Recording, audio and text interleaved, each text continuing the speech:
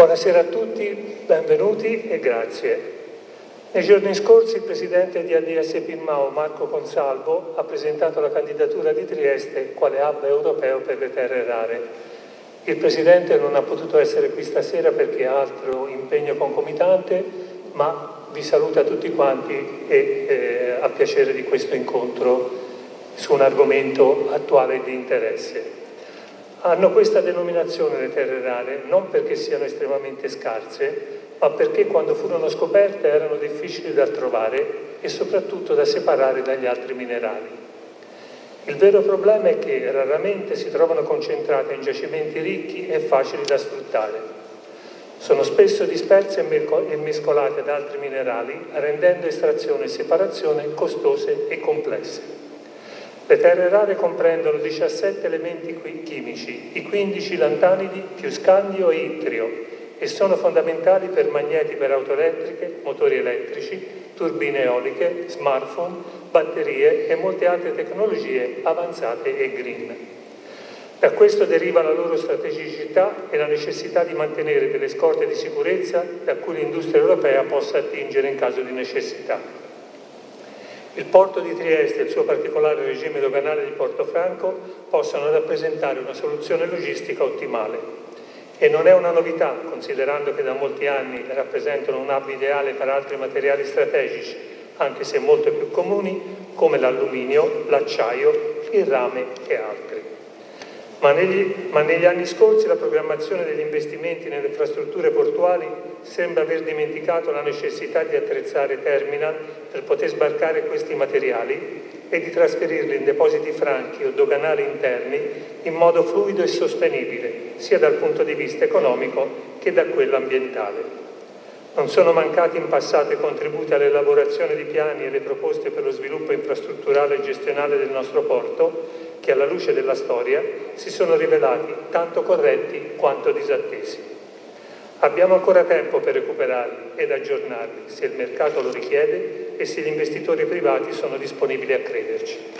Di tutto quanto precede si parlerà durante l'incontro dal titolo Terre rare e altri materiali metalli strategici.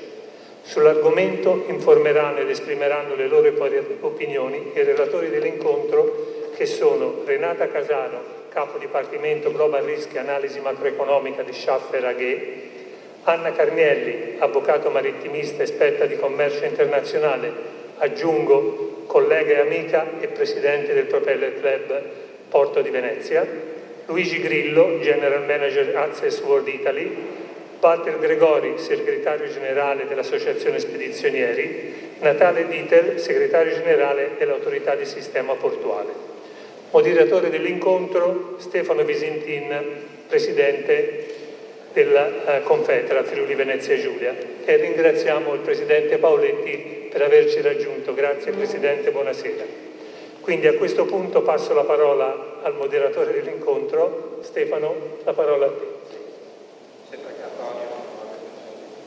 Posso darvi il benvenuto in camera? Vieni, qui. No, lo faccio. Ecco così. Beh, intanto grazie dell'invito, buonasera a tutti, saluto il nuovo segretario generale dell'autorità portuale, non ci siamo ancora incontrati, questa è una buona occasione.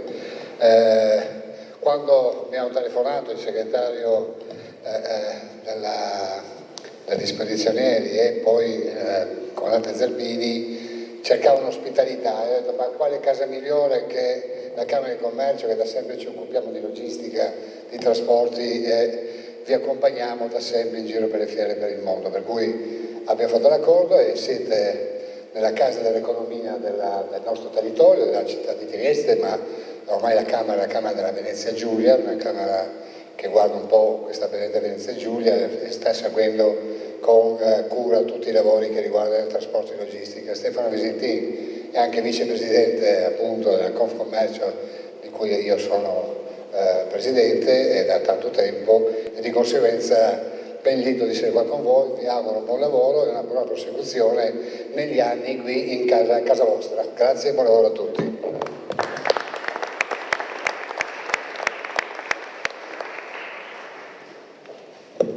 Bene, allora guarda, io approfitto perché mi piace questa postazione che hai inaugurato, mi riesce anche più semplice perché vedo i relatori.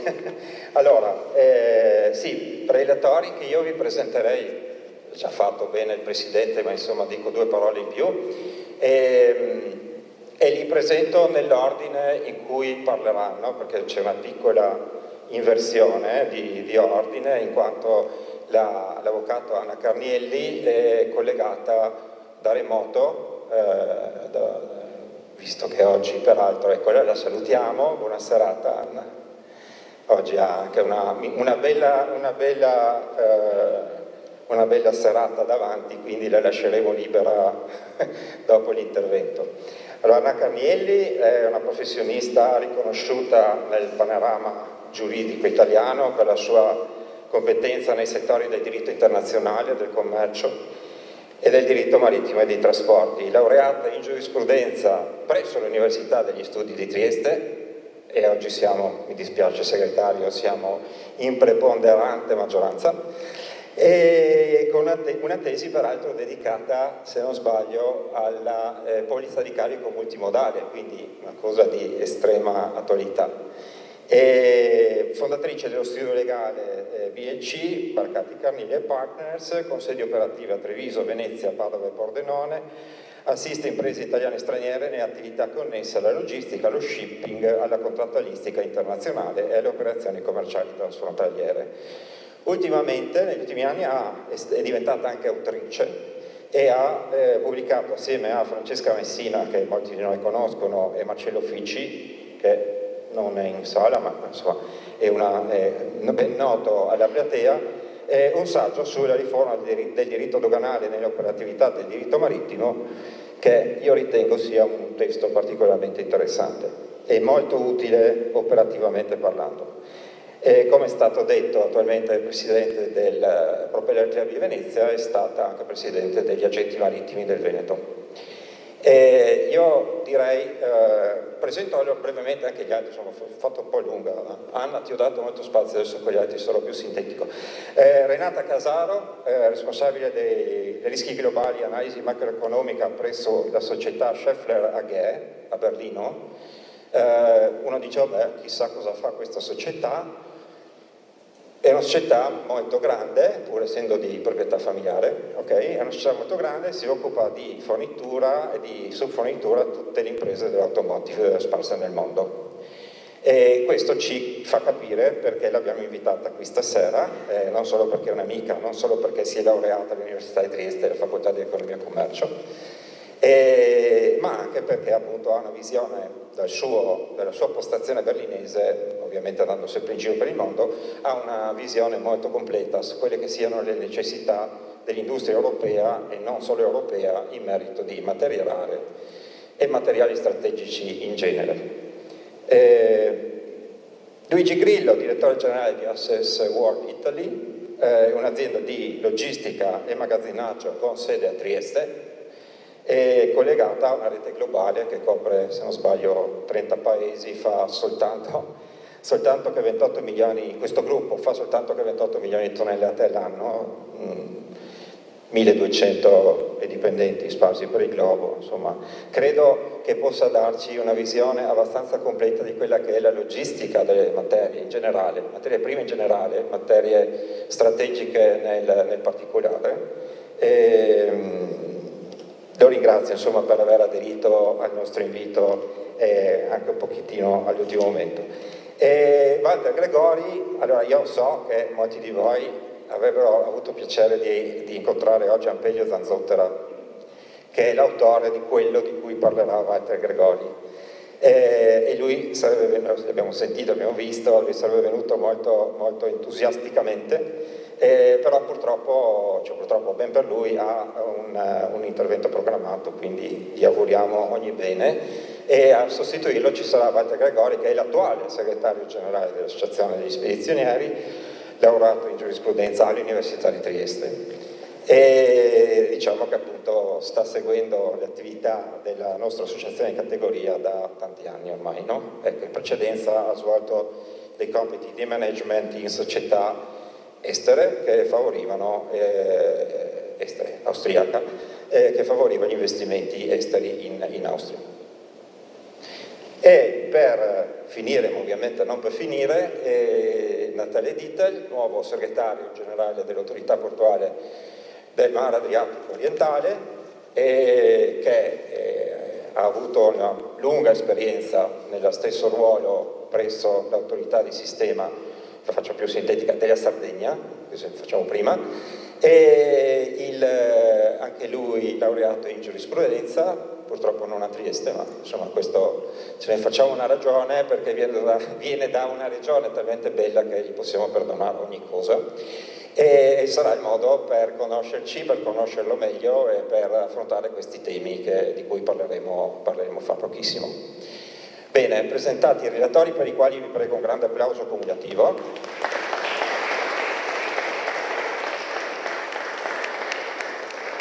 Provo, no, ovviamente non è il mio mestiere, mi scuserete, non sono giornalista, quindi abbiate pietà di me, e cerchiamo di introdurre il primo intervento. Il primo intervento, quello dell'avvocata Carnielli, sarà un inquadramento generale relativo al commercio internazionale delle materie prime, delle materie rare,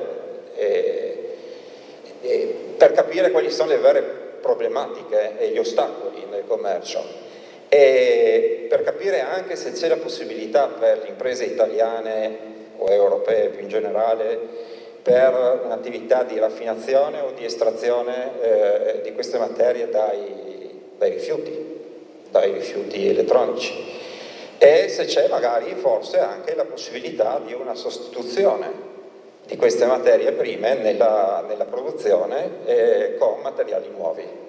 Quindi io passo la parola ad Anna, che ha anche una breve presentazione, non so come muoverò io. No. La dottoressa è pregata di avviare la presentazione sul suo schermo e di condividere lo schermo con noi, in modo che si possa visualizzare. Di gestirlo dalla regia, se riuscite, perché non credo. Se clicca su condividi sotto. Ma non ce l'ho. Ah, non ce l'ha. E allora prego la regia di provvedere un attimo. Comunque anche con le slide io avrei seguito un braccio tutt'altro genere, diciamo, di esposizione come al solito. Sto scherzando ovviamente. Intanto volevo ringraziare per l'invito e saluto tutti. Mi dispiace non esservi presenti sinceramente, ma come ha detto il Presidente, siete super efficienti come regia, ve le invidio al propeller di Trieste.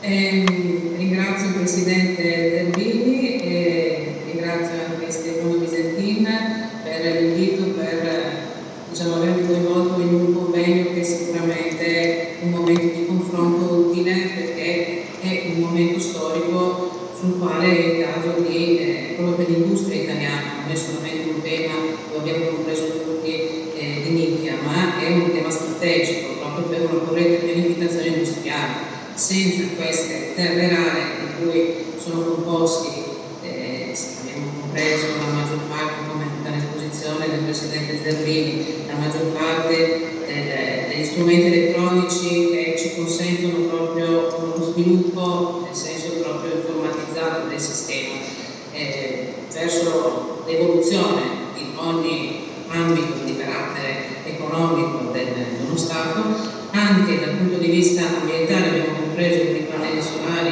insomma questi vari materiali di cui stiamo parlando giocano un ruolo strategico e richiedono un impegno, come ha detto bene anche di Stefano, io direi proprio un salto di qualità nel ragionamento. Io arriverò all'ultima slide per portare un caso, non so, io devo parlare qua in video, però non importa.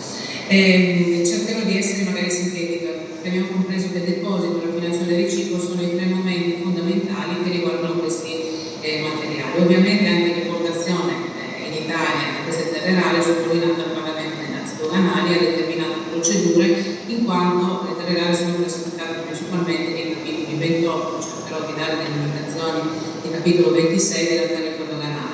Il codice Tarife che cosa fanno? Questi due capitoli, 28 e 26, senza essere troppo tecnici, determinano l'aliquota del dazio e in particolare quali sono i documenti necessari per lo sdoganamento.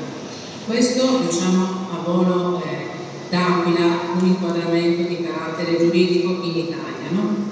Sono fondamentali, come abbiamo compreso, tutta una serie di certificati di analisi chimiche e lamenti per verificare l'esatta percentuale di metallo raro che è contenuto in questi dei vari elementi, no? Ci sono poi, come avrò modo di illustrare brevemente, perché appunto 10 minuti per l'esposizione, sulle richieste di licenze di esportazione, e ci sono restrizioni determinate, in particolare dai paesi che gestiscono i maggiori depositi, che sono, abbiamo parlato della Cina, ma non solamente la Cina, anche la normativa interna di altri paesi quale il Vietnam. Porto degli esempi, ovviamente non possiamo in questa sede 10 minuti riuscire a comprendere appieno la portata di questi interventi da parte di una sovranità strategica che viene proprio messa sul terreno da questi stati, che classificano le materie rare sì come risorse di proprietà statale, quindi impongono, come ho scritto nel punto 2, monopoli restrittivi, divieti di esportazione del materiale grezzo e anche rigidi controlli sulle quote di produzione. Quindi seppure vengono sospesi, come mostrerò magari in qualche slide, ci sono solo 8 slide, giusto per 7-8 slide, per dare l'idea di come alcuni stati, perché altrimenti rimaniamo sul generico, di come alcuni stati normano questa materia, cioè nel senso che la gestione commerciale di queste materie, quindi qual è l'influenza della comunità economica europea, diciamo quali sono le conseguenze che può avere la comunità economica europea a gestire l'importazione, ovviamente gestita a livello comunitario, come abbiamo compreso anche dall'intervento del ministro Urso il 12 giugno a Marghera. Ha richiamato proprio l'attenzione della comunità economica europea, la quale ha chiesto addirittura di imporre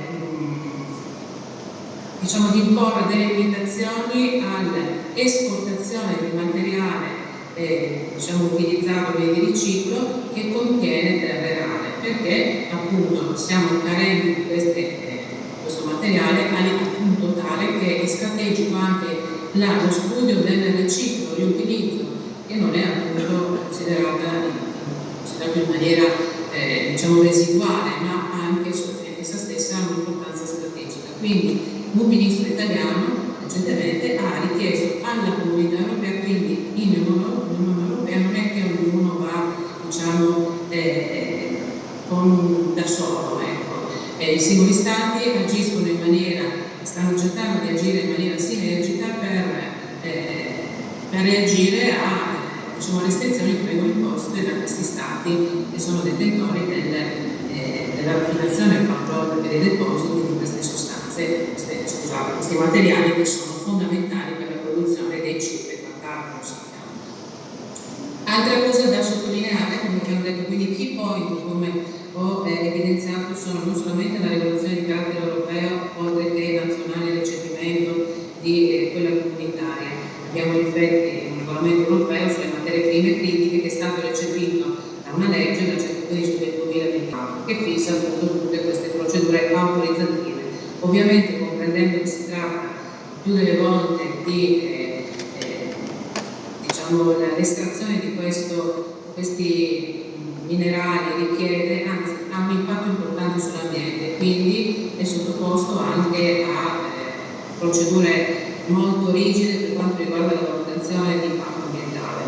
Sono tutti elementi che aprono uno scenario molto difficile da affrontare per la comunità economica europea, che si trova appunto condizionata nella propria pianificazione industriale, perché sottolineiamo che parlare di terre rare non è parlare di una cosa avulsa dalla realtà, ma sta condizionando pesantemente filiere intere industriali.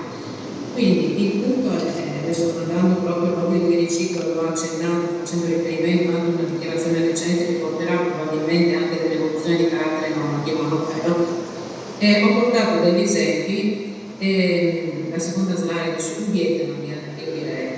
In Vietnam il Parlamento vietnamita ha approvato alcune modifiche alla legge sulla geologia e sui minerali. E cosa succede? Che appunto impongono una rigorosa supervisione ai pensionati di stati emergenti come Vietnam e vietano l'esportazione di minerali che non sono lavorati. È in vigore dal 1 gennaio 2026, quindi non c'è solamente la della Cina. E quando ci si rivolge, diciamo, a stati che sono magari via di sviluppo, si trova comunque una coscienza già matura sull'importanza strategica di questi minerali nell'ambito delle catene di fornitura e quindi della produzione. Tant'è che secondo la legge solo organizzazioni e imprese designate dallo Stato sono autorizzate ad esportare, sfruttare e lavorare i minerali, mentre lo Stato gestirà i dati geologici, regolerà il commercio e manterrà riserve adeguate. Ovviamente si colloca, per dire, al 6° posto a livello mondiale il Vietnam. Uno pensa a uno staterello piccolo, che importanza avrà.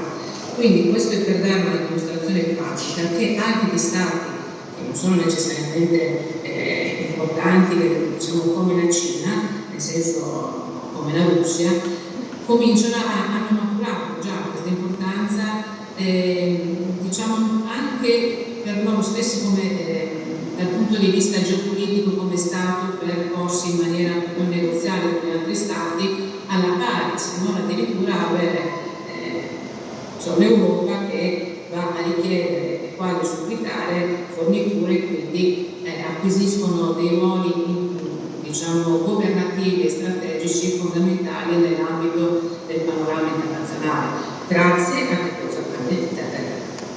La Cina, sappiamo benissimo, è sorpresa di tutti, domina la catena globale delle terre rare, è al 60% dell'estrazione e l'80% della popolazione mondiale. E hanno una severa legislazione, anche se ho accennato, ovviamente ci sono, anche se diciamo richiedono licenze, la tracciabilità molto rigorosa per tutelare la propria supremazia strategica. La tracciabilità, che sottolineo e evidenzio, questa tracciabilità viene richiesta addirittura anche sui prodotti finiti che circolano in Europa, e quindi va molto al di là. Non è questa la sede di entrare nel dettaglio dal punto di vista commerciale o doganale, però accenno a questa capacità di riuscire a influenzare le catene del valore internazionali pur con una legislazione interna, quindi per certi versi devo dire anche chapeau. Quindi al sistema di code rigide, tracciabilità e know-how, c'è un obbligo stringente per i produttori di caricare i dati dei flussi di prodotto in un sistema digitale centralizzato. Quindi viene prodotto proprio il know-how industriale richiedendo licenze per l'export di tecnologia sensibile. Cioè stanno mettendo in atto non solamente un controllo dal punto di vista delle quote per quanto riguarda l'estrazione delle famose terre rare, la fusione, la separazione dei vari materiali, dove prevedono aziende autorizzate esclusivamente anche con certi limiti, quindi con certe quote, ma c'è anche quello che dicevo, la tracciabilità della catena, quindi un know-how, qualcosa che va ben oltre. Poi abbiamo i controlli all'export e abbiamo le famose ritorsioni di cui siamo ben coscienti e vediamo in televisione anche che determinano le cosiddette guerre commerciali, in quanto queste restrizioni, e non solamente come abbiamo visto per quanto riguarda diciamo queste terre rare, ma anche altri prodotti, creano ritorsioni e problematiche di carattere geopolitico e commerciale, se non fosse che questi si riverberano e ricadono sulle aziende che commerciano, hanno sempre commerciato nel mondo, hanno magari sviluppato relazioni importanti con determinati stati, ma devono maturare una certa elasticità, capacità di ricollocazione del proprio business in altre aree, che ovviamente non è assolutamente facile. Lo vedono i clienti che sono a volte, come dire, sinceramente spaesati, anche perché, come ho avuto modo di condividere, io dico magari come grido quasi di dolore, a volte si trovano veramente ad essere, come dire, tartassati anche, uso questo termine volontariamente, nel senso che propriamente ritengo anche a volte purtroppo dall'agenzia delle dogane nostra propria, che dovrebbe, non dico favorire situazioni di abuso che assolutamente non esistono, ma dovrebbe comprendere le situazioni di errore come tali che vengono anche dimostrate che qui è molto facile. Abbiamo scritto quel testo sulla riforma del diritto doganale, mettendoci 2 anni e mezzo, e adesso questo testo dovrà essere, anzi verrà prossimamente, uscirà quello nuovo, perché abbiamo dovuto rivederlo completamente, perché nel frattempo la normativa è mutata, quindi non è già più aggiornato, può essere, come si dice, misleading.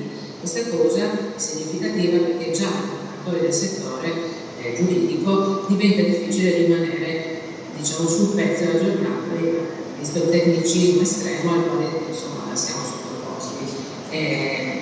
Non posso immaginare, perché lo vedo purtroppo, aziende che devono seguire proprio il core business, come possano gestirsi in una foresta di continua iperproduzione normativa che può anche, non solamente nazionale ma anche internazionale, che può portare magari a scivolone. Quindi il punto è, vabbè, ho accennato, magari lascerò le slide a chi ha piacere di approfondire, lo Stato cinese con gli annunci numero 61 e 62 del Ministero del Commercio Estero della Repubblica Popolare Cinese aveva previsto proprio nel dettaglio dei divieti di trasferimento di know-how tecnologico, estrazione e fusione del cibo. Sono però stati, muovendo con un nuovo provvedimento, l'annuncio 70, sospesi per fortuna questi 2 annunci che però hanno previsto però un annuncio. Ciò che sembra la difficoltà con lo scritto di pianificazione industriale, meglio in lungo termine. Quindi oggi mi dicono di no, domani forse sì. Come fa una catena del valore produttiva, quale ad esempio l'industria pesante, a pensare con una certa strategia e a investire, perché parliamo appunto di investimenti che poi devono tornare, quindi anche dal punto di vista della bancabilità, quando siamo un progetto, deve essere redditizio. Quindi ci si espone veramente dal punto di vista finanziario a gravi difficoltà. In queste situazioni sembra di essere su un monovolante. Ovviamente la finanza che investe, o comunque gli istituti di credito che danno appunto credito alle aziende che investono, e magari quell'investimento poi si trova, vede mutato il panorama proprio normativo in cui opera, che quindi determina tutto un'altra scenografia in cui operare, quindi reagire spostando, ricambiando gli investimenti. Comprendiamo bene che quelle che abbiamo visto qua, ho portato degli esempi che richiamano proprio l'annuncio numero 61 che riguarda i beni fisici, l'annuncio numero 62 che riguarda la tecnologia riguardante il potere reale per entrare nel mio ambito tecnico giuridico, sono stati sospesi, cambia di nuovo il panorama e adesso cosa faccio? Procedo gli investimenti e dopo magari c'è un altro annuncio, perché si chiamano così, no? Del Ministero del Commercio Estero, che cambia di nuovo il panorama. Ovviamente comprendiamo che in catene produttive dove gli investimenti richiedono rendere 5-10 anni, determina un'instabilità improvvisa.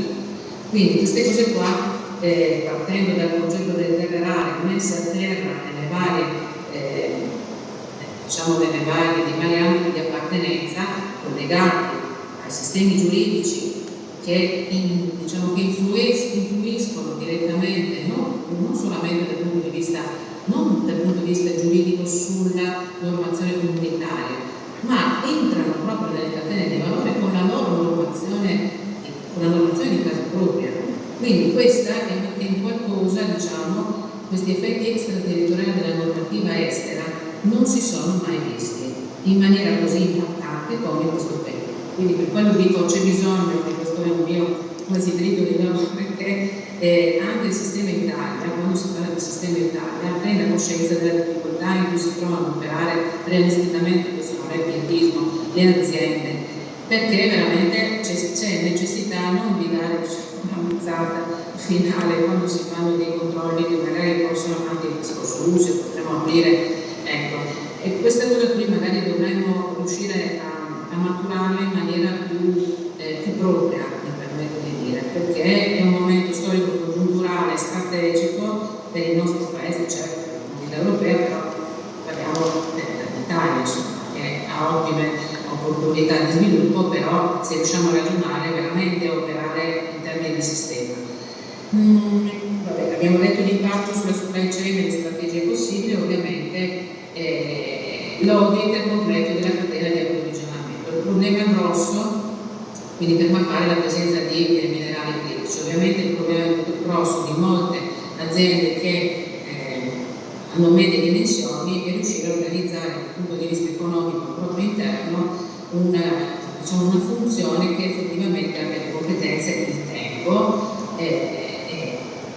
da dedicare proprio a questa tipologia di compiti, di ruoli interni, altrimenti c'è necessità di avere delle risorse di carattere economico da allocare per avere, diciamo, esternalizzata questa funzione.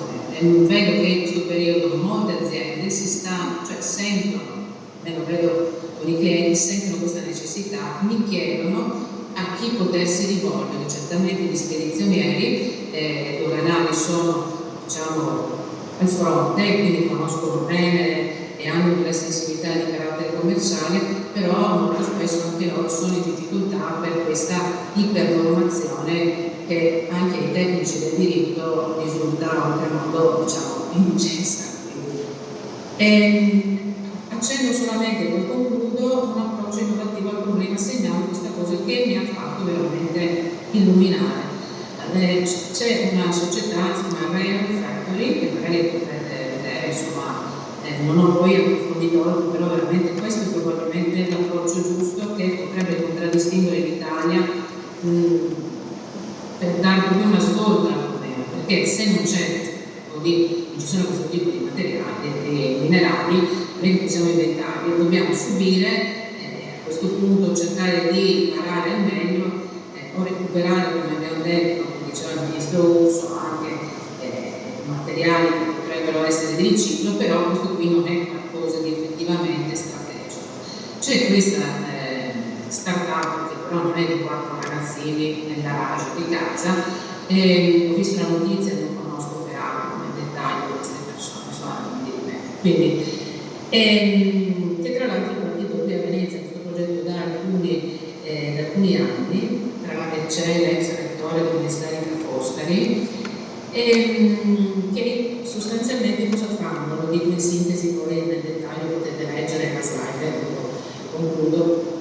Creano nuovi materiali che vengono effettivamente catalogati, che possono essere, quindi c'è tutta una sperimentazione che non è più artificiale, ma stanno producendo, che possono essere dei validi sostituti di questi minerali, insomma, di queste materie di cui non dispongono. In questa maniera qua, tra l'altro è quello che ho appreso da Fortune, quindi ho letto degli articoli, cioè dietro si sono aggregati crediti, cioè diversi istituti finanziari e fondi stanno dando credito proprio perché c'è una necessità strategica del Paese. Se riusciamo a vincere questa scommessa, potremmo essere veramente noi coloro i quali ribaltano proprio dal punto di vista, adesso non voglio usare troppo, dal punto di vista quasi geopolitico, diciamo le posizioni di forza, perché in questo momento avere un'alternativa valida, stanno producendo, diciamo, più, qua dicendo, leghe nuove al giorno, quindi hanno già qui, tra l'altro, se possiamo andare alla slide successiva, il dataset, come dice proprio dichiara l'informatore, il professore di informatica, rettore di Foscari, il nostro dataset proprietario sarà presto pronto a rispondere alle crescenti domande alternative alle terre rare e alle materie prime critiche in settori industriali strategici. Sostanzialmente un sostituto dei magneti al neodimio, che è lo standard industriale per motori elettrici, è già in fase di produzione. Quindi che cosa significa? Se riusciamo, e pare, tra l'altro qui ci sono anche degli industriali che stanno seguendo questo progetto, ripeto, come finanziandolo in maniera molto importante, penso che questa potrebbe essere, ma non solo questa, non dico una soluzione, ma auspicabilmente la strada per uscire da questo cul-de-sac in cui ci troviamo tutti, perché la via oramai segnata è quella dello sviluppo sviluppo tecnologico in qualsiasi ambito, non avevamo fatto i conti con la problematica delle materie prime. Se riusciamo ad avere dei sostituti di queste terre rare costosissime di cui non disponiamo, potrebbe essere la volta che l'Italia si riprende la scacchiera internazionale, il proprio ruolo e diciamo, parte il pugno dimostrando insomma, la propria leadership inventiva, perché l'Italia, appunto questo è l'ultima slide, ma non solo così come motto, cioè noi siamo conosciuti nel mondo proprio per la capacità, in l'ultima slide, così concludo l'intervento, la capacità inventiva, imprenditoriale, questa è l'Italia.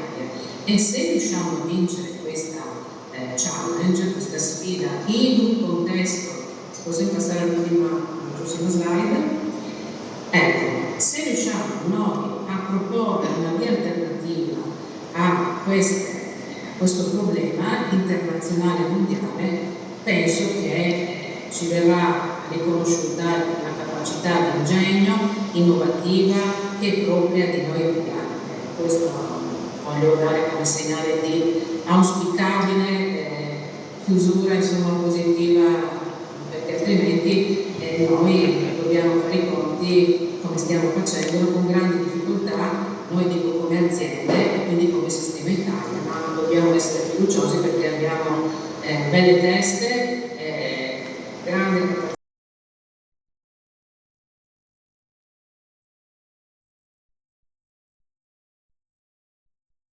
Grazie Anna, bel messaggio.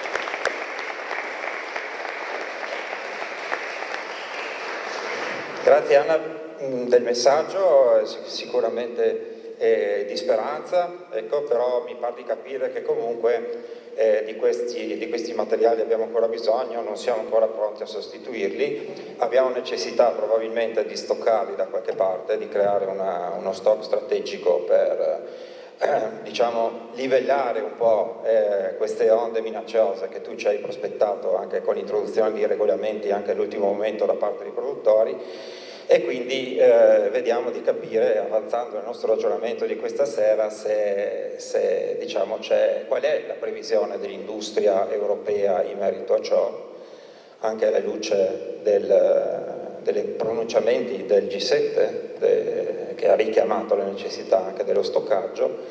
E passerei quindi, ringraziando Anna e rendendola libera per la sua serata, e passerei a questo punto la parola a Renata Casaro per il secondo intervento. Grazie. Grazie Anna, ti saluto, ciao. Buonasera, grazie al Presidente Zerbini, grazie Stefano per questo invito. Renata Casaro, mi occupo di macroeconomia e rischi geopolitici alla Schaeffler, 24 miliardi di fatturato, 120.000 dipendenti in tutto il mondo, e quindi dal settore auto ai droni, dalle turbine eoliche a tutti gli altri aspetti di diciamo, green energy, facciamo componentistica, quindi per l'industria, e i nostri clienti sono in gran parte nel settore automobilistico. Ho molti punti di contatto con quanto l'avvocato Carnielli ha già illustrato, per cui quello che vi propongo in questa calda giornata triestina è uno snowboard sulla neve fresca dei numeri. Che sia un problema geopolitico ne siamo tutti diciamo edotti, giusto un numero, per 5, a un fattore di 5 si sono moltiplicati i problemi di restrizione dell'export negli anni 2009-2024, quindi adesso il 16% di tutti i minerali critici sono soggetti a export controls.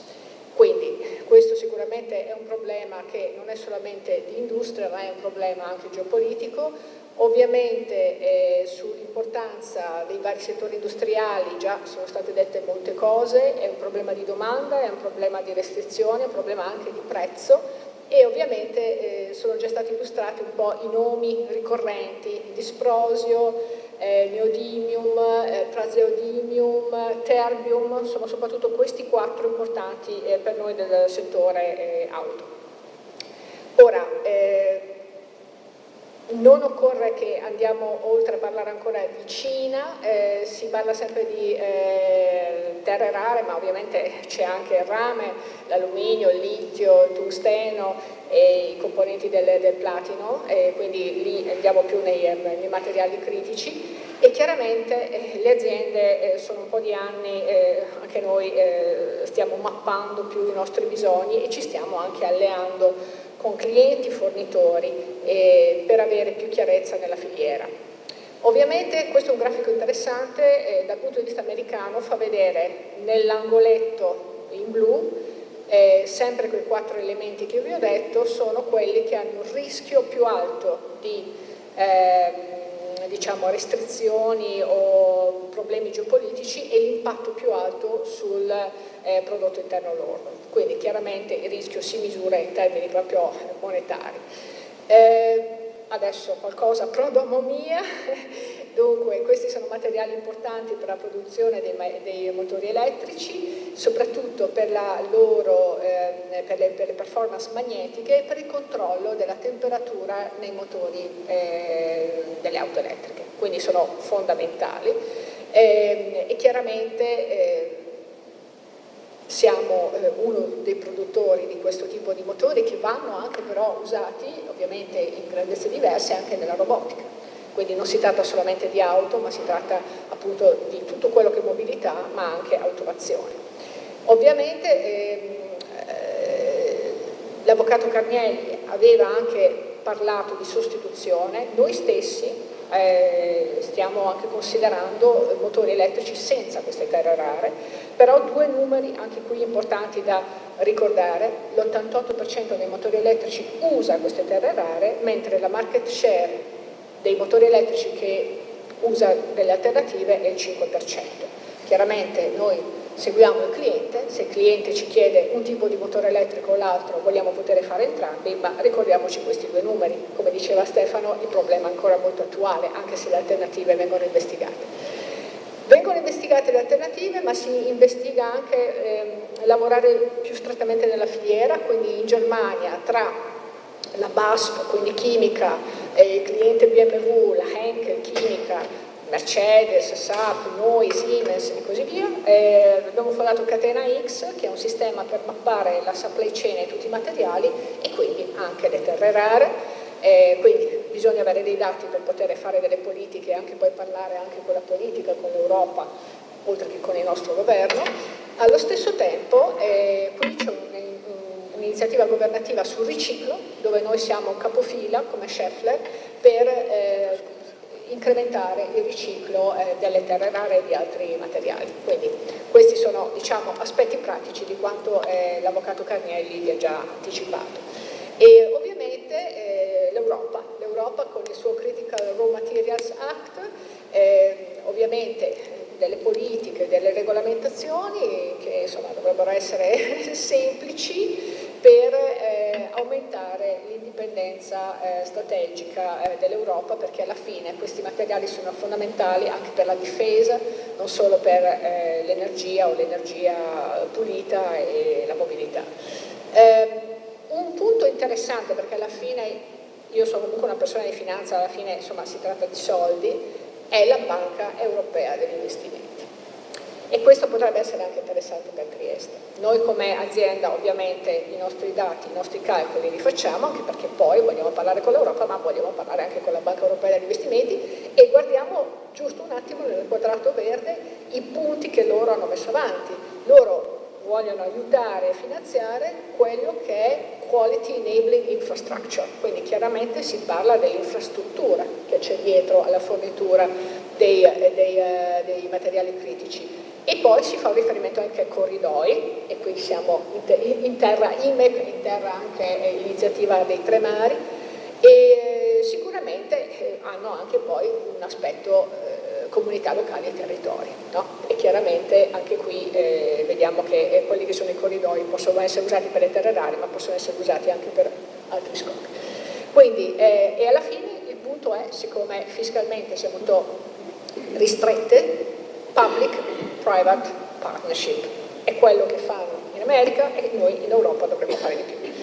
Un Un giro molto rapido dal punto di vista geopolitico, non tornerò sul tema della Cina, i numeri sono stati detti, il 60% degli aspetti di estrazione, ma 90% sul processo e sulla raffinazione, quindi chiaramente la Cina sul lungo periodo ha costruito molto bene il suo business e dalla Cina siamo tutti dipendenti.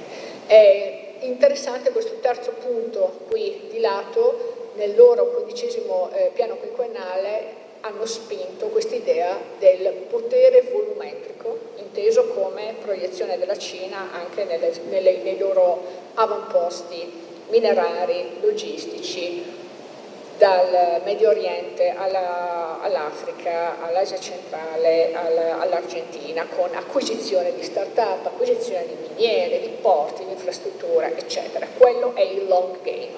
They play the long game. Noi in Europa non siamo tanto bravi, ma dobbiamo metterci in quell'ottica di capitale paziente, quindi deve esserci anche una componente pubblica, non solo privata. Non torniamo sulla tavola degli elementi, queste cose sono già state dette. L'America si è resa conto che hanno anche loro un problema dopo le ubriacature della globalizzazione e hanno iniziato chiaramente con questa amministrazione Trump. Jameson Greer già l'anno scorso aveva detto è il caso che si paghi un premio, caro mondo occidentale, per comprare questi materiali non dalla Cina. Diciamo che sì, è il caso che anche noi europei ci adattiamo un attimo, ci organizziamo anche a fare le cose in modo autonomo un po' da tutti. E comunque la situazione dell'America è che hanno un alto livello di dipendenza e hanno messo in atto una serie di iniziative che vediamo tra un attimo.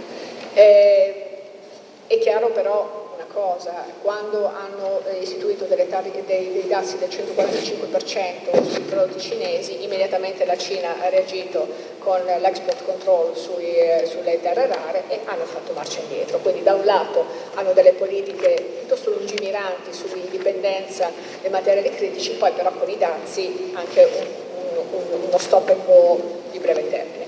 Sulla dipendenza dell'Europa da altre geografie basta il grafico, non dobbiamo dire nient'altro praticamente. E una parola sull'Africa ovviamente. Dunque l'Africa, diciamo, da un punto di vista di materie prime, 25 trilioni di giacimenti in termini di trilioni di dollari, di cui 9 inesplorati, che praticamente 9 sono il 25% del prodotto interno lordo dell'intera Africa. Quindi sicuramente uno dei bacini più importanti, e qui ci sono dei cambiamenti epocali nel modo di pensare al settore minerario. Si pensa in modo integrato, si pensa in termini di bacini industriali e di logistica che non è più la logistica neocoloniale pit to port, dalla miniera al porto, poi via in Belgio, via in Francia, via in Inghilterra, via. No, adesso si pensa a un'infrastruttura che porti anche aspetti agricoli, che porti anche semilavorati, che abbia anche industria. E quindi questo è il modo di pensare. La Repubblica Democratica del Congo aveva già introdotto delle restrizioni sull'esportazione di cobalto, poi delle quote, quindi diciamo che questo long game i paesi africani produttori lo stanno mettendo in pratica in modo forse anche più proattivo dell'Europa, e vediamo anche l'effetto sui prezzi. Quando i prezzi sono diciamo collassati, grazie a queste quote hanno recuperato. Allora, ci sono state quindi molte iniziative per cercare di fare qualcosa. Sull'America principalmente sono 3: Pax Silica, Forge e Project Volt. Pax Silica riguarda soprattutto i semiconduttori, quindi non entriamo molto in questo dettaglio. Forge è quello che è il riciclo di un piano che aveva fatto Biden e che è stato appunto rimesso in carreggiata dall'amministrazione Trump, non più con un obiettivo di risparmio energetico, di protezione dell'ambiente, ma più geostrategico e geopolitico. Stiamo parlando di 12 billion di dollari, di cui 10 pubblici e 2 privati, per creare anche degli stoccaggi strategici, delle riserve strategiche. Ci sono state anche delle critiche su questo progetto, perché i colli di bottiglia sono la raffinazione, la processazione, il processo e la metallizzazione di questi materiali, non sempre l'estrazione. L'esempio è il rame, l'America estrae tantissimo rame, ma non lo processa, fa processare dalla Cina. Quindi attenzione che con gli stoccaggi si fa sempre un favore al settore minerario, infatti tutti golosissimi si sono subito andati a Washington, stanno più a Washington che a casa loro, però il problema è più che altro l'aspetto della raffinazione. Tuttavia l'America sta facendo qualcosa, e l'altro aspetto è soprattutto quello di avere moltissime agenzie del governo degli Stati Uniti che finanziano in modo assolutamente impressionante. Quindi da questo punto di vista James O'Greer aveva anche appunto detto: facciamo degli accordi dove noi siamo capofila con Project Volte, l'Occidente dovrebbe seguirci, il Giappone, il Canada e così via. Abbiamo visto già durante il Covid che, diciamo, se l'America poi fa la sua parte quando ha raggiunto gli obiettivi suoi, non è detto che poi mantenga le promesse per quelli che sono stati i partner. Quindi su Project Volte ci sono state anche un po' di critiche. Vediamo invece cosa fa anche l'America nell'ambito privato. Anche le banche si sono mosse, svariate, ne prendo solo due. La JP Morgan ha fatto un indice azionario di tutte le aziende del minerario, del processo, dei processi minerari, in modo da dare un basket di azioni su cui investire, stimolare l'investimento privato nel settore dei minerali critici. La Morgan Stanley invece, qui parliamo di soldi, ha messo a disposizione 10 miliardi di investimenti da fare in un basket di aziende di settori industriali strategici. Quindi anche qui Washington ha stimolato le banche a giocare su questo crinale di public-private, e poi ovviamente acquisizioni. Hanno anche preso quote di partecipazione in aziende nazionali come questa MP Materials, che è basata in California, uno dei pochi produttori, e stanno un po' copiando i cinesi, che chiaramente non entrerò nel dettaglio, è stato già parlato molto prima sul tema. Chiaramente hanno delle risorse statali per poter mantenere questi livelli di prezzi e di export. E per quanto riguarda poi altre iniziative, ci sono iniziative nell'ambito Quad, quindi Australia, Giappone, India, America, oppure la CITI, quindi Australia, Canada e India, Technology Innovation Partnership, delle iniziative bilaterali, quindi sia l'Europa con paesi africani produttori, oppure l'India con lo Zambia Bank, Indo-Zambia Bank. Quindi insomma in un momento in cui la globalizzazione soffre si va non sul multilaterale ma sul minilaterale, quindi talvolta bilaterali o 3-4 partner, e chiaramente in questo si iscrive anche un po' l'iniziativa europea. E quindi torniamo di nuovo sullo European Critical Raw Materials Act, dove anche in questo senso l'Europa ci dice, Séjourné, che noi abbiamo bisogno di 20.000 magneti permanenti all'anno di produzione, e chiaramente hanno messo anche dei fondi, 3 miliardi di euro per il momento, e hanno messo delle quote, dei target di anche indipendenza. Si vuole arrivare a tagliare la dipendenza da paesi terzi del 50% entro il 2029. Questo è l'obiettivo dell'European Critical Material Act, e allo stesso tempo ridurre anche il rischio che certe start-up, come quella molto innovativa di cui parlava l'avvocato Carnielli, possano essere acquistate da altre potenze, soprattutto quando la start-up, come sua natura, si ritrova in un momento in cui non sta producendo ancora profitti e quindi può essere preda. E anche di controllare quelli che sono gli FDI, quindi Foreign Direct Investment, controllare il flusso di investimenti nel settore minerario e strategico. Un'ultima parola ancora sull'aspetto di importanza dei corridoi. L'Europa sta facendo anche qui un intervento sul Lobito Corridor che consente, è un esempio di questi corridoi che creano anche bacini industriali e possono avere più di un obiettivo, non solo quello di spostare minerale, ma spostare semilavorati, ma anche commodity di tipo agricolo, e qui questa è un'iniziativa in cui l'Europa sta collaborando, giocando un po' alla rincorsa della Cina, che negli investimenti in Africa ormai ha un track record molto in svariati decenni. E ultima cosa, il G7 la settimana scorsa anche loro hanno messo un target di riduzione della dipendenza da paesi terzi, quindi entro il 2030 bisognerebbe stare sotto il 60% del fabbisogno dei paesi del G7 e al più presto possibile scendere sotto il 50%.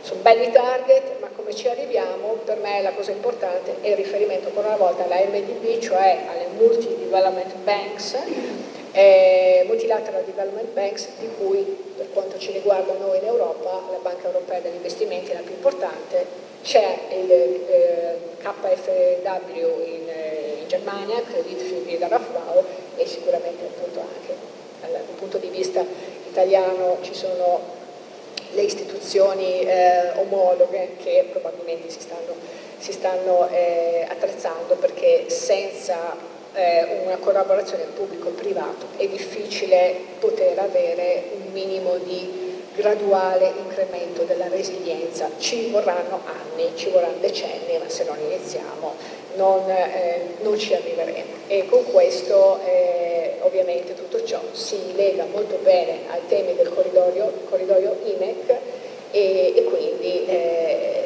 questa è la cosa su cui i cinesi sono molto bravi, a connettere tutti i punti e a muoversi molto rapidamente in modo ingegneristico, e forse questa è la cosa che dovremo in Europa copiare.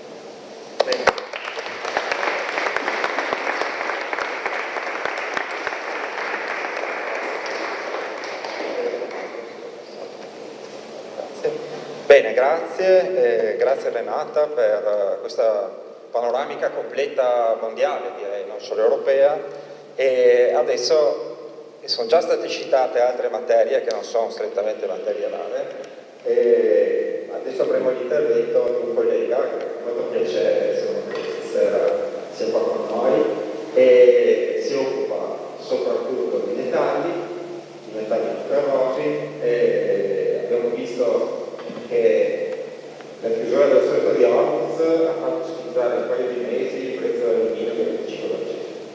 Quindi anche se l'alluminio non è così raro e così disponibile come queste materie di cui non sapevamo neanche l'esistenza, è più disponibile in natura, però ciò non significa che possiamo evitare di avere delle scorte strategiche. Cosa possiamo fare noi come spedizionieri, come operatori logistici, e cosa possiamo fare noi, se possibile, esteri? Buonasera a tutti. Intanto ringrazio il Presidente Zerbini, ringrazio Visentini per avermi invitato e tutti quelli presenti qua.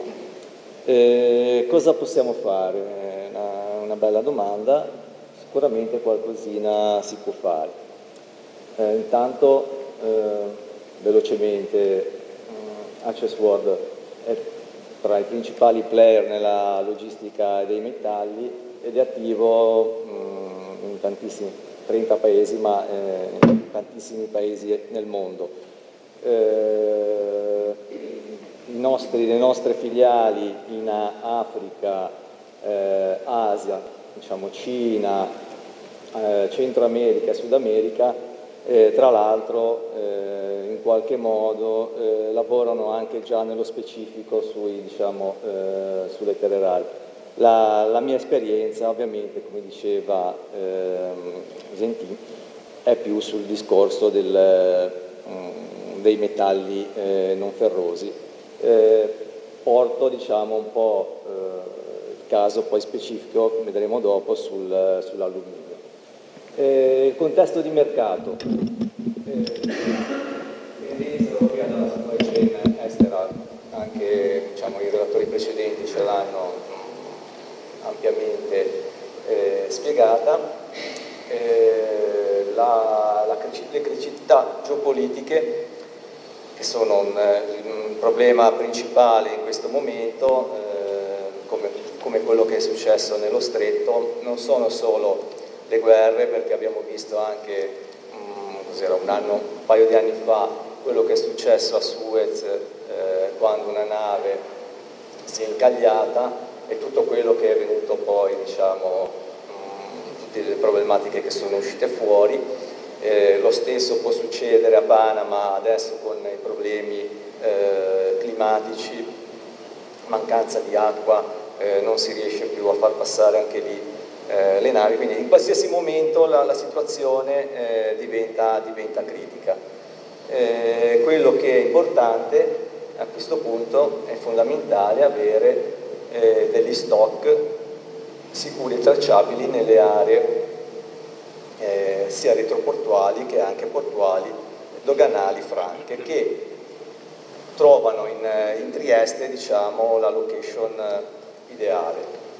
Vi faccio un piccolo esempio sull'alluminio, si potrebbe fare sul rame, sul piombo, sul zinco, sul nickel, ma l'alluminio è il metallo che ha i movimenti, i volumi maggiori. Nel 2025 sono state importate solo in Italia quasi 1 milione di tonnellate di alluminio, che praticamente sono un quarto di quanto viene importato in tutta Europa. Questo è un dato importante che fa capire la necessità di stock, di spazi dove intanto riuscire a sbarcare questi materiali sia in contenitore e sia in bulk, che è una cosa importante anche perché a seconda di come gira il mercato spesso il flusso è in contenitori, ma alle volte è anche abbastanza, soprattutto in questi periodi, spesso diventa anche un traffico su navi bulk, e qua diventa importante, se non fondamentale, avere delle aree dove riuscire a sbarcare queste navi, quindi il supporto dei terminal. Diciamo che l'altro aspetto importante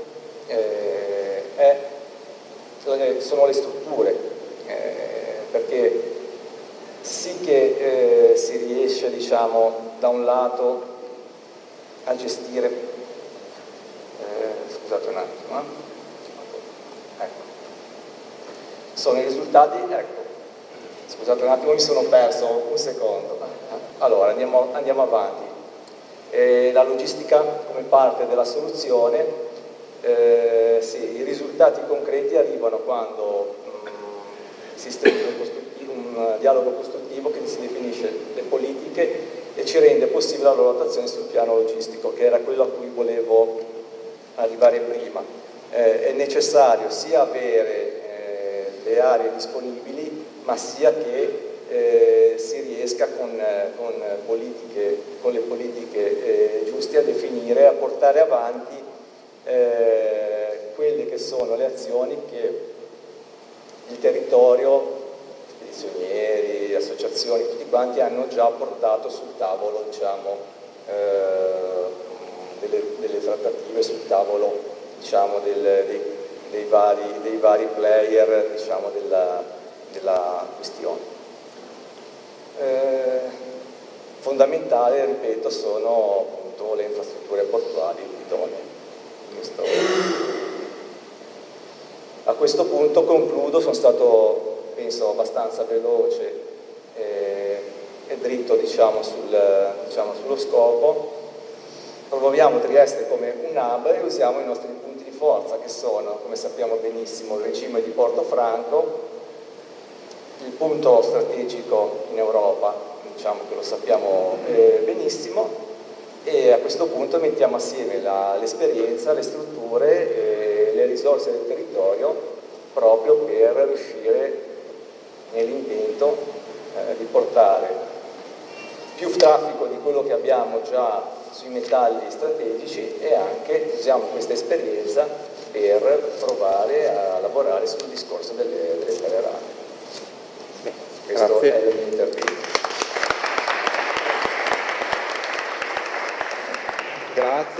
Grazie Luigi, molto chiaro e molto sintetico.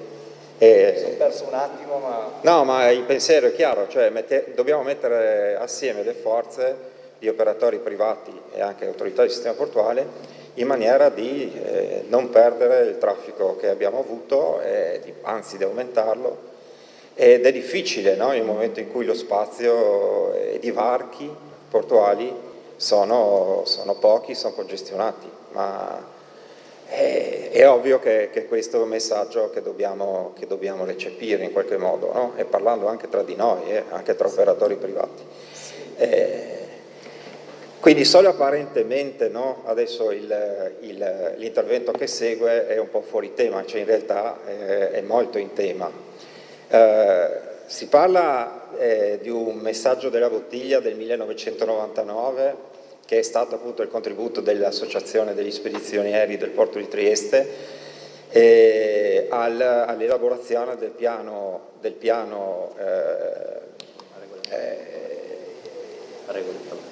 regolatore portuale. No, stavo pensando al 99, mi ha fatto impressione, chiedo scusa, una vertigine di vecchiaia. Il contributo all'elaborazione del piano regolatore portuale, che è stato approvato dopo 15 anni praticamente rispetto al 99. Molte cose sono state prese, tante cose sono state abbandonate. Perché ne parliamo? Ne parliamo perché è stato, grazie appunto alla rivista Trasporti, è stato edito recentemente integralmente questo nostro contributo, quindi è diventato pubblico. In certe parti può sembrare desueto, ma in realtà penso che in molte altre parti, diciamo, può essere ancora attuale. Forse quello che è più attuale di tutti alla fine è il messaggio che c'era dentro questa bottiglia, che è rimasto in parte inascoltato. Quindi passerò la parola a Walter Gregori, che appunto illustrerà questo punto qua. Grazie. Buonasera a tutti.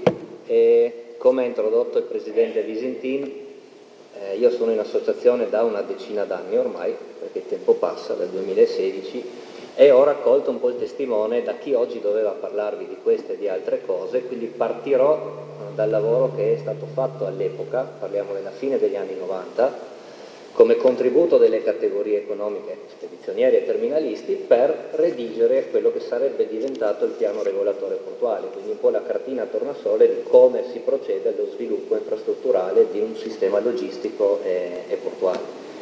Parto da là perché per capire dove siamo oggi bisogna fare due passi indietro, no? Capire da dove veniamo e perché veniamo da un certo percorso, per poi elaborare delle proposte concrete anche pro futuro.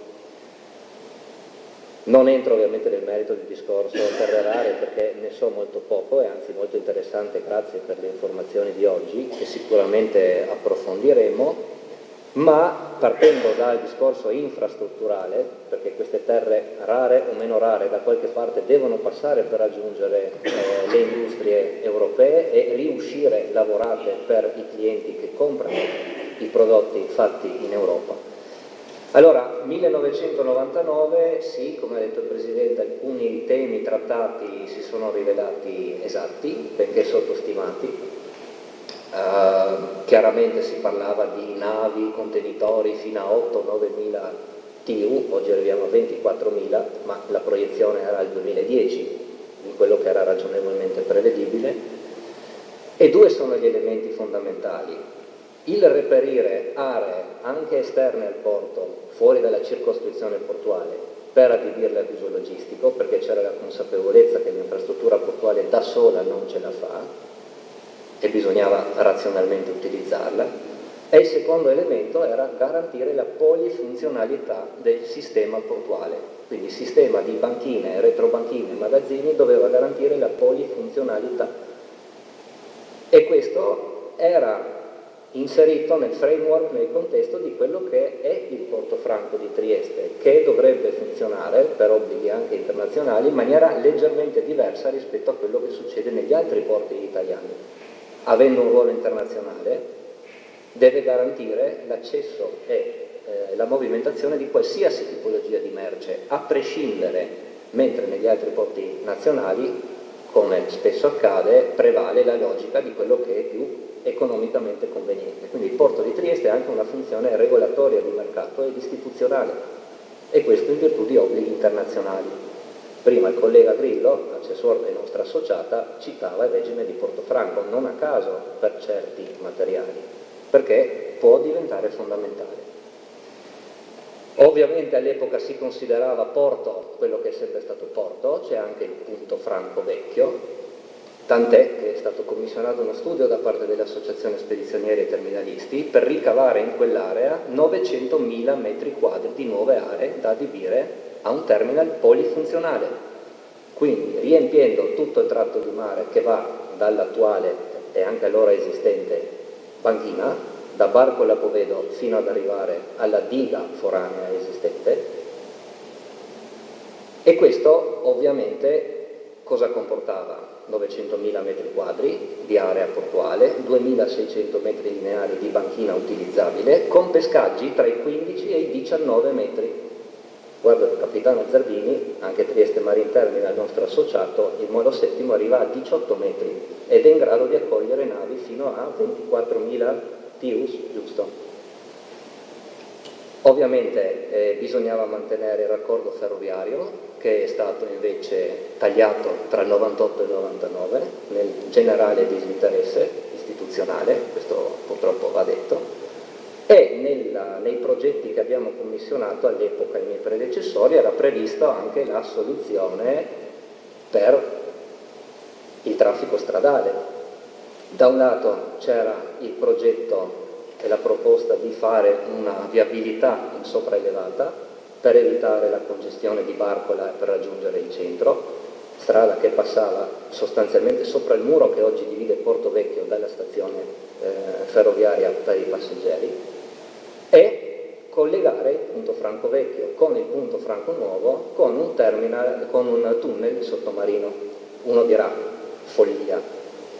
Vedremo dopo che non è così folle con esempi dei giorni nostri, cose che succedono non dall'altra parte del mondo, ma succedono in Italia. Lo vedremo dopo. In questo senso bisognava poi fare anche una nuova diga foranea, altra cosa che succede in Italia sul lato tirrenico. Il piano prevedeva che nel terminal così ricavato ci fosse anche un'area adibita al nuovo terminal per le crociere. A proposito di long time play di cui accennava la dottoressa prima. E uno dirà, vabbè, ma adesso perché si torna su argomenti che ormai sono superati, perché sono superati oggettivamente, ci arriveremo per gradi, no? Però nel frattempo riflettiamo su quello che accade oggi.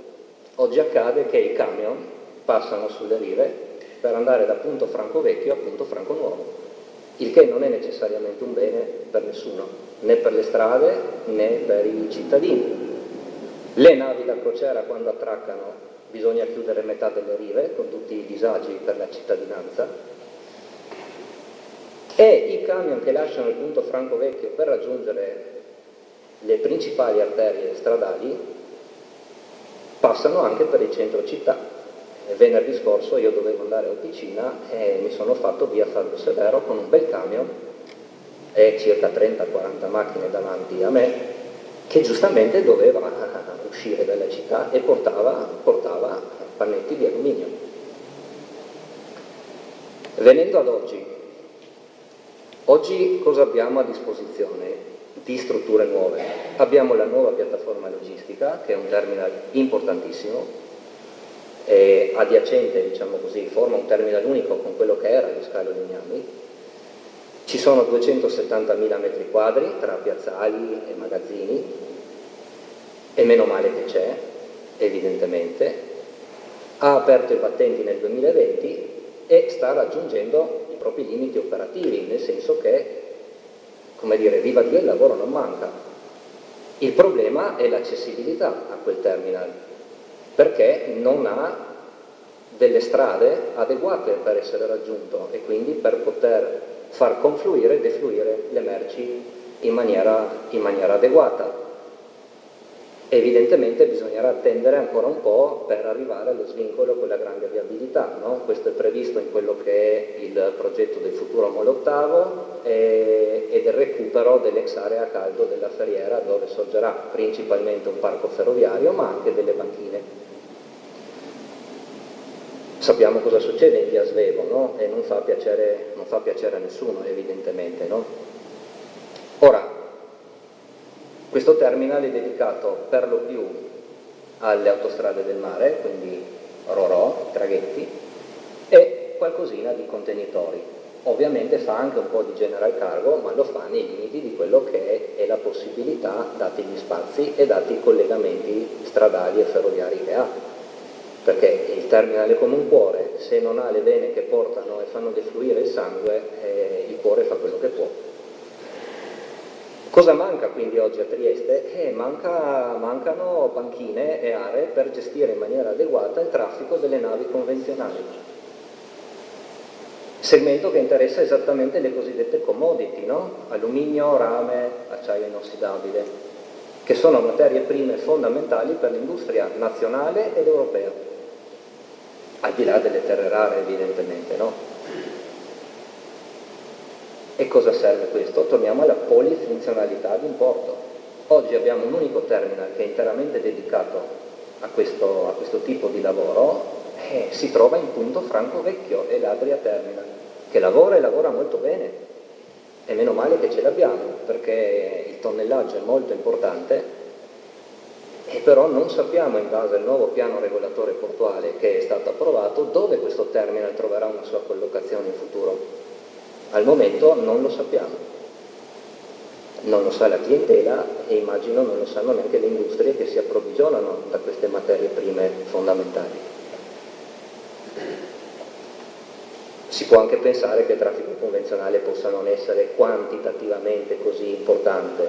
Mi permetto di dissentire, perché se guardiamo ai nostri cugini di Monfalcone, che fanno parte dello stesso sistema logistico e portuale, e nel 2025 il porto di Monfalcone, che fa solo questo tipo, prevalentemente questo tipo, diciamo così, di carichi, a parte il terminal per le autovetture, ma è un altro segmento, nel 2025 ha registrato un più 19,4% di movimentazione. Quindi capiamo che il segmento è molto appetibile, molto appetibile. Non tutta la merce viaggia in contenitori.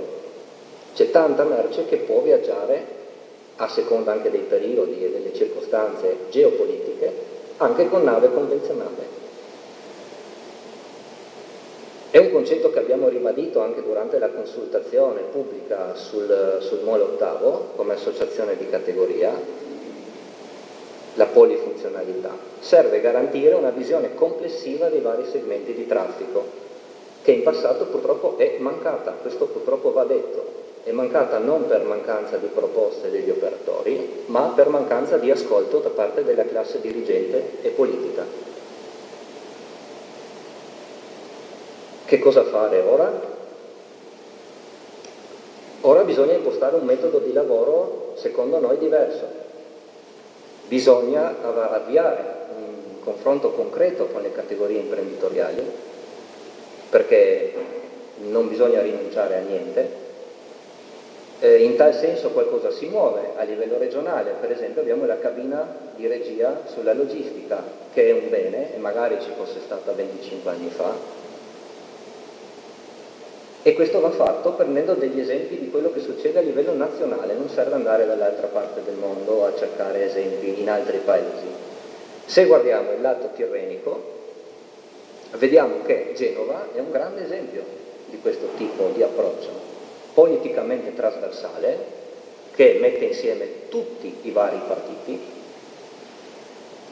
e fa sì che si arrivi a dei risultati molto concreti. Io avrei piacere di mostrarvi adesso, aprendo per esempio alcuni link che si trovano in rete.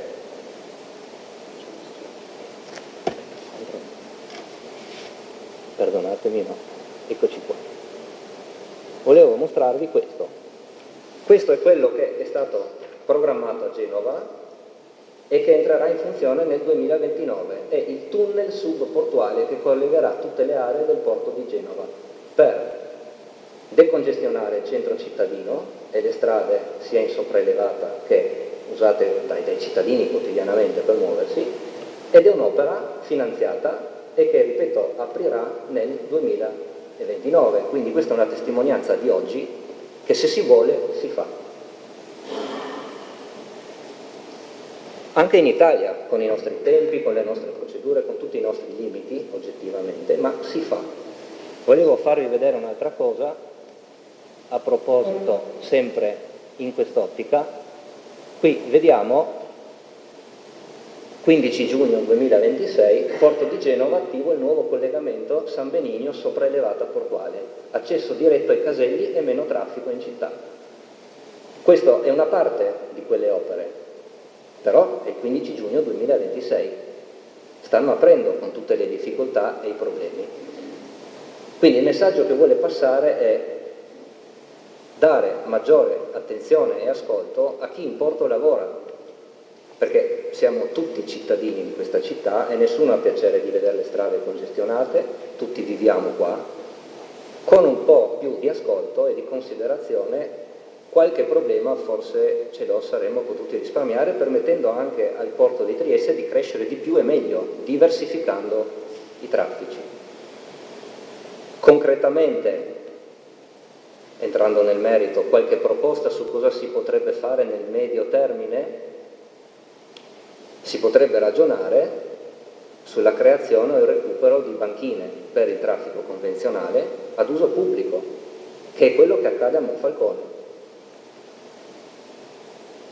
Questo serve sempre a diversificare, è in mancanza di spazi adeguati in cui non si riesca a trovare questo tipo di infrastruttura.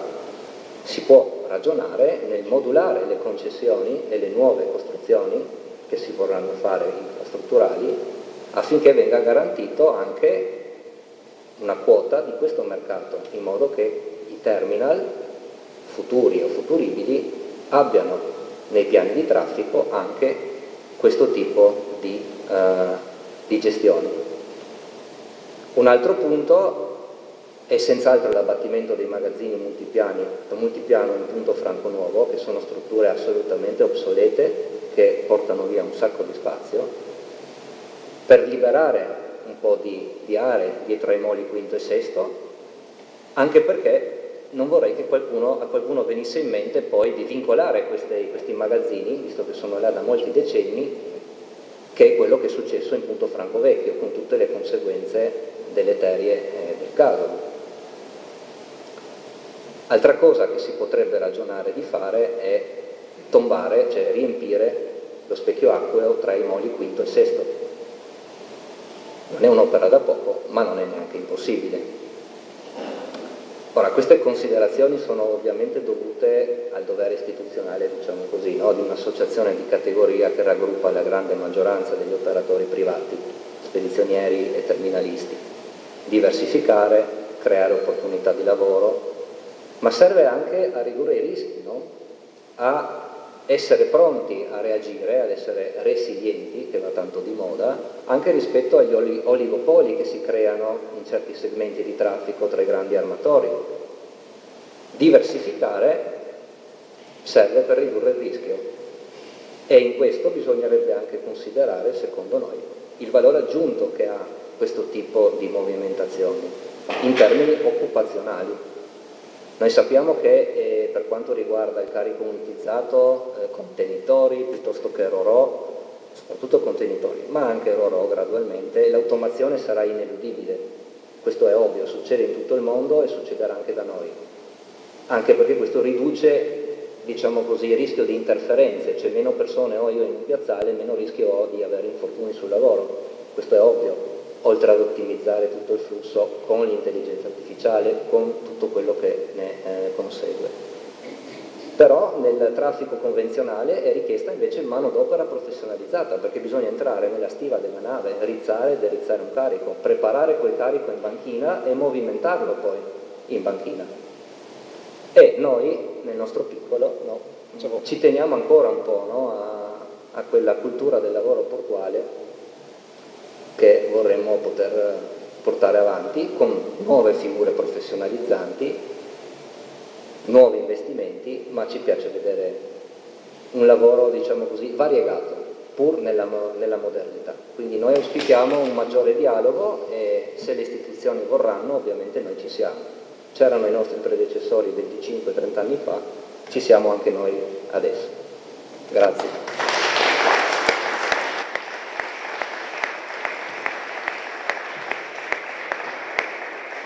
Bene. Praticamente abbiamo parlato dell'universo completo e quindi adesso chiediamo al segretario generale di tirare le sue, anzi di dire la sua proprio, e dopo tireremo le conclusioni. Grazie.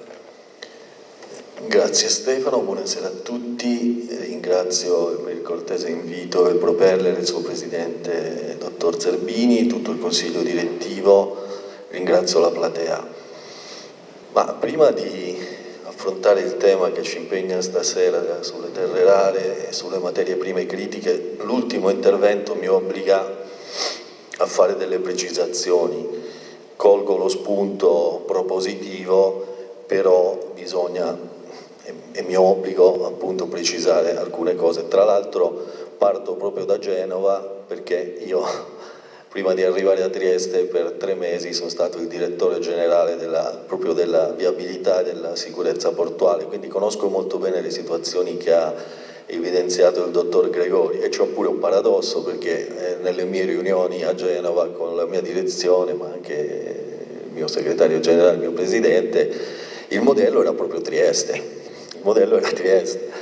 Tutti guardavano a Trieste, Trieste è il meglio, Trieste è il modello, ed è vero perché avendo lavorato per l'un porto e per l'altro posso dire, allora innanzitutto Genova ha ogni giorno 6.000 camion che vanno verso ovest e 6.000 camion che vanno verso est, quindi 12.000 camion che girano, ecco perché hanno fatto il tunnel subportuale, che lo voglio vedere secondo me prima di 3 anni non ne veniamo a capo. Uno. Seconda cosa, Genova ha 36 km di banchine, quindi è il porto più grande d'Italia, ma fa meno merci di noi. Dati ufficiali sono, noi siamo a 64 milioni di tonnellate anno, Genova ne fa 61, e quindi noi con un porto più piccolo facciamo più merci, più tonnellaggio.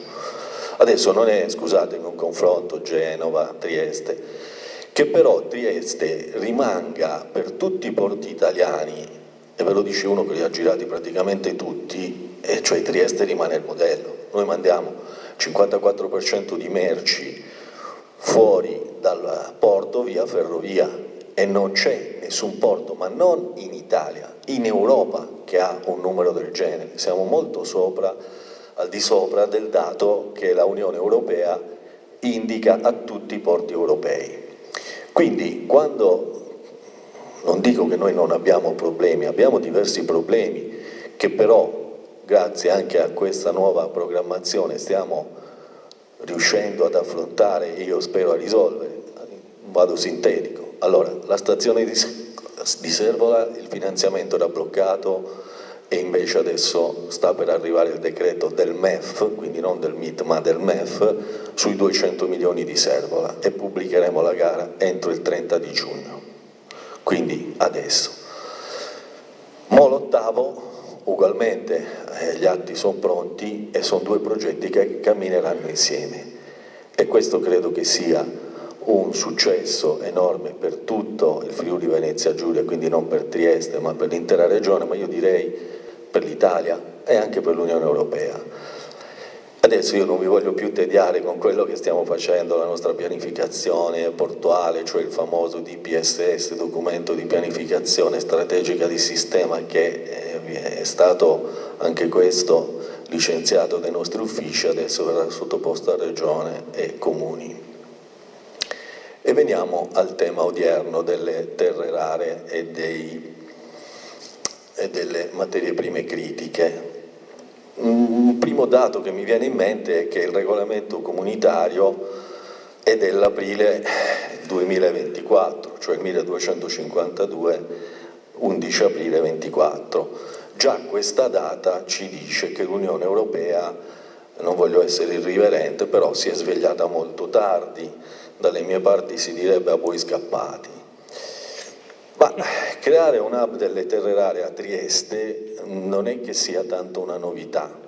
Consentitemi una nota di carattere storico. Trieste già nel 1755 aveva la sua borsa metalli. Cioè Maria Teresa d'Austria aveva previsto che Trieste fosse sede della borsa metalli e si scambiavano valute, noli, metalli preziosi già nel Settecento. Quindi Trieste possiede una sua profondità storica che oggi, nel momento in cui il governo italiano è vicino alla scelta del modello, ancora la settimana scorsa il commissario europeo Séjourné con il ministro Urso a Marghera, dove c'era anche il nostro presidente Consalvo, che peraltro vi saluta, non ha potuto essere presente e quindi porto il saluto anche al presidente. Dicevo a Marghera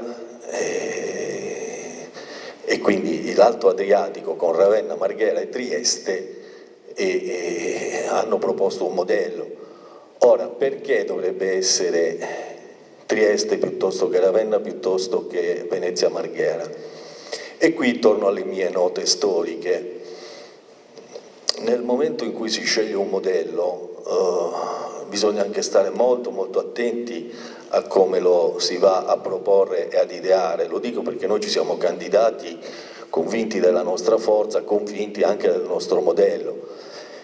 Quindi dico una cosa, se noi ci proponiamo, come si propongono tutti, in maniera molto, lo dico, da secolo scorso, cioè noi siamo quelli che hanno le banchine, noi siamo quelli che hanno la profondità, noi siamo quelli che hanno gli spazi, noi siamo quelli che abbiamo il Portofranco, stiamo sbagliando, perché è vero che ce l'abbiamo, siamo baricentrici a tutto, siamo diciamo la porta est dell'Europa, questo lo do per scontato, ma noi dobbiamo proporre un modello che gli altri non hanno, e torno alla borsa metalli, cioè oggi le terre rare, che peraltro quando vengono stoccate hanno una fluttuazione di prezzo mese che può essere anche enorme, allora Trieste può dire noi abbiamo questa tradizione storica e questa tradizione storica in Italia non ce l'ha nessuno, ma probabilmente, forse ce l'ha in Europa Hamburgo, ma quindi dobbiamo stare molto attenti quando al nostro governo proponiamo il tipo di modello per l'hub europeo delle terre rare. Cioè noi siamo gli unici che possono proporre una governance economica del materiale. Perché lo dico? Perché Trieste ha una densità di scienziati che è tra le più alte d'Europa. Noi abbiamo l'elettrasincrotrone, il Science Park, abbiamo un insieme di attori pubblici e privati che possono proporre delle novità che gli altri invece non possono, a mio modo di vedere, proporre. Cioè quando le terre rare dovessero anche arrivare qui, non è solo un problema di magazzino di minerali, cioè io ho l'impressione, girando un po' per l'Italia su questo tema, che ci sia un concetto molto vecchio, noi siamo un magazzino di minerali, li facciamo arrivare dal circuito Asia-Africa o da dove arrivano e da qui poi li mandiamo, diciamo, su Est Europa, Germania, Austria, eccetera. È un concetto molto datato dal mio punto di vista. Semmai valorizzerei molto di più quello che è l'obiettivo UE del riciclo, che non dimentichiamolo deve arrivare al 25%, e ci sono già dei progetti di operatori economici importantissimi, non posso fare i nomi perché sono tenuto alla riservatezza, ma vi dico che vi sono operatori economici importantissimi mondiali che vogliono venire a Trieste per estrarre l'oro dai computer che non sono più usati da nessuno, sono veramente in questo caso sì, navi di computer che arrivano, devono essere smontati e poi rinviati. E allora questo è un modello che noi possiamo proporre, io l'ho chiamato come modello una specie di inversione ad U. Noi riceviamo per esempio, questo sì anche dalla Germania, dei materiali, li smontiamo, li valorizziamo, li quotiamo, perché questa è la novità che gli altri non possono fare, non lo può fare Marghera, non si offenda nessuno, non lo può fare Ravenna, ma Trieste lo può fare. Se noi andiamo a proporre in un momento così dedicato al governo italiano, come stiamo peraltro facendo, questo tipo di modello, allora diciamo che le nostre carte ce le giochiamo e ce le giochiamo bene. Quindi, ripeto, ora l'ora è tarda, ho preso spunto anche da quello che hanno detto gli altri interventi, ringrazio anche i colleghi relatori perché ho preso anche appunti perché alcune cose le voglio ancora sviluppare. Vi lascio dicendo che la nostra storia, dico la nostra perché mi considero ormai, per come mi avete accolto bene, triestino anch'io, ci porterà sicuramente a vincere questa partita. Vi ringrazio.